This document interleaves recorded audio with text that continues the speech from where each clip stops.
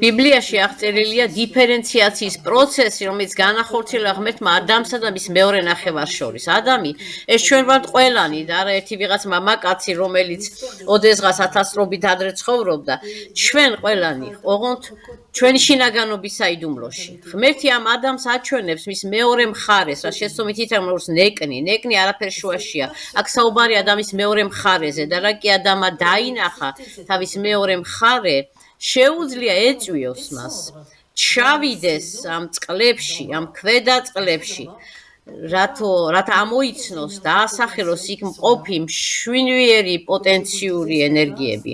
დილას გეუბნებოდით, როგორი მნიშვნელოვანია ამ ძალების სახელდება, აუცილებლად უნდა დავასახელოთ ისინი. იქნება ეს რისხვის პატარა მხეცი, პატივმოყვარეობის ლომი, დასაკუთრების 8 ფეხა თუ სხვა ძალები. ალბათ ხვდებით, როგორი საგულისხმოა ეს ცხოველური სიმბოლიკა. სწორედ ამ ცხოველურ ძალებშია ჩვენი მომავალი სიმდიდრე. საქმე ისაა, რომ ეს ცხოველები პირველ ეტაპზე, როცა ჩვენმა ჯერ არ ვიცნობთ, მძვინვარებენ ჩვენს ცხოვრებაში. ქრისტე სახარებაში ამბობს, ძალისხმეველნი მიიტაცებენ სასუფეველს, იგი მძვინვარეებს ეკუთვნის. და იმისთვის, რომ ადამიანმა შეაღწიოს სასუფეველში, მან ჯერ თავის მძვინვარებაში უნდა შეაღწიოს. ესაა ჩასვლა ცხოველების დასასახელებლად. არსებობს ყურანის ერთი სურა, რომელიც საგულისხმოა ამ საკითხთან მიმართებით, თუ სწორად მახსოვს, ეს არის 33 სურა, რომლის მიხედვითაც ალაჰი ამბობს, მინდოდა ჩემი საიდუმლო გამემხილა ზეცისთვის, მიწისთვის, ვარსკვლავებისთვის და ასე შემდეგ. მაგრამ ეს არც ერთმა არ ისურვა, მხოლოდ ადამიანი დასთანხმდა ამას. ის არის თავზე ხელაღებული და მძვინვარე. არაჩვეულებრივადაა ნათქვამი, ადამიანი დასთანხმდა, რადგანაც მას აქვს გასაოცარი პოტენციალი თავის არაცნობიერში და აუცხრომელი პოტენციალი, რომელსაც მძვინვარება ახასიათებს. მაგრამ თუ ადამიანი ამ მძვინვარებას სახელს დაადევს, თუ დაასახელებს ამ ენერგიებს, თუ დაამუშავებს და დაიურებს მათ, მაშინ ეს ენერგიები ცოდნად გარდაიქმნება. დღეს ფიზიკოსები ამბობენ, რომ ენერგია ეს არის ცოდნა. სწორედ ეს ცოდნა ზრდის ცნობადის ხეს და ეს სიკეთის და ბოროტების ხე კი არ არის, არამედ ეს სახე ცნობადისა, იმისა, რაც განსრულდა ჩვენში სახიერი გახდა და რაც ჯერ უსახოა, განსასრულებელია.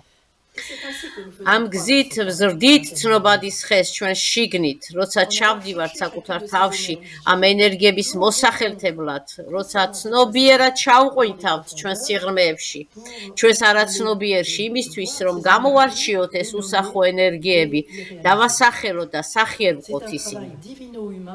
ესაა ღვთაებრივ ადამიანური სამუშაო, მარტო ჩვენით ამას ვერ შევძლებთ.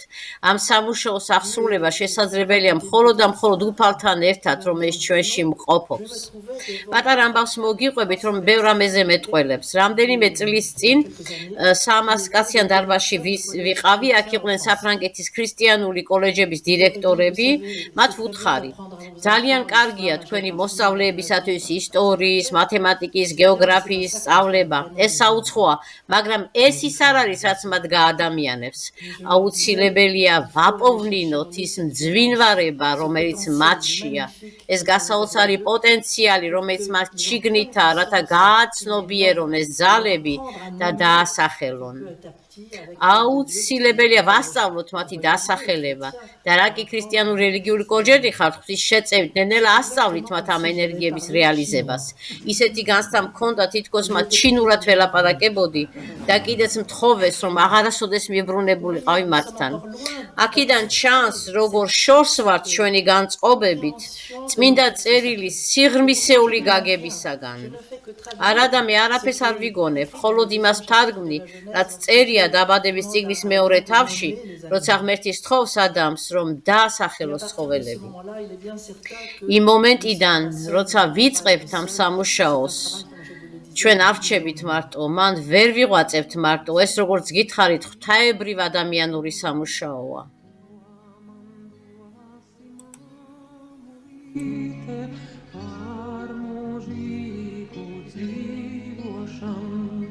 Istovce